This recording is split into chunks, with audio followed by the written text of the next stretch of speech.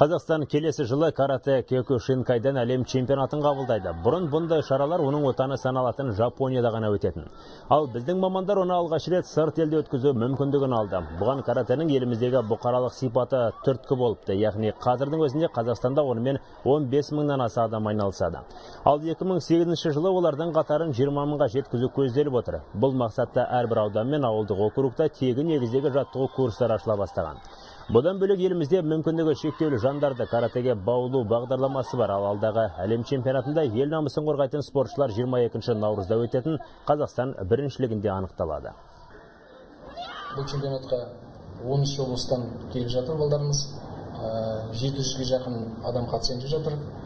Балдарымыз 12 жастан бастап жоғары. Бұл енді айта кетсек, өте маңызды, өте бір үлкен шара болайын деп тұр. Неге десеңіз, 700-ге жақын адамды чемпионат Қазақстанда өткізіп көрген жоқпыз.